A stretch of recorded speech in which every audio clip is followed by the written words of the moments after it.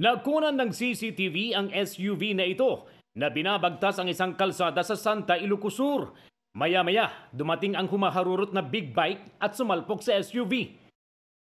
Kinilalang biktima na si Jerome Jesus Beno IV na isang barangay chairman na anak ng alkalde ng bayan. Hindi niya napansin yung kasalubong niyang sasakyan na SUV at yun nga nagkaroon ng parang head-on collision. Yung katawan niya medyo nalamog kaya yun siguro ang reason kung bakit siya namatay.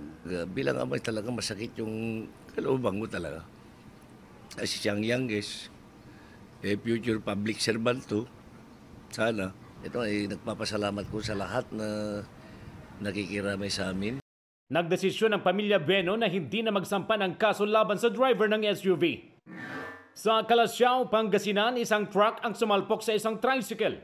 Sa cellphone video, kita mga sakay ng tricycle na sugatan.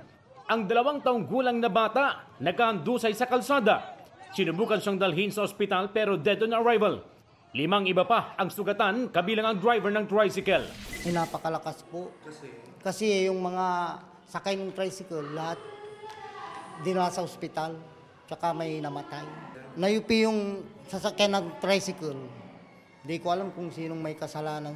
Ayon sa pulisya, nag-overtake ang driver ng tricycle na ama ng biktima. Paparating naman yung isang truck galing dito sa Calasiao. Hindi na control ng manibela ng tricycle. Sumalpok, nagsasalpukan sila. Head on, face-to-face ang nangyari kasi lumusot siya sa e-bike. Tumanggi nang magbigay ng pahayag ang pamilya ng biktima. Nakatakda raw mag-usap ang pamilya ng biktima at driver ng truck. Sa Bantay, Ilocos Sur, nakunan na natumba at nadulas ang isang motorsiklo at saka sumalpok sa van. Sugatan ng rider, naligtas na ang lagay. Hindi impreno na, gapo siguro di taray ken galis ti kalsada. Isu deje nga na balittad idim ko kumainod ti National Highway taagsik ko iti Kanigid. Dapat haan nga mapangamin ko iti outer lane bago na nga isik ko. Numapan man iti outer lane, siguradun na nga clear dadjay likod na. Para sa GMA Integrated News, CJ Torida ng GMA Regional TV, 1 North Central Luzon, ang inyong saksi.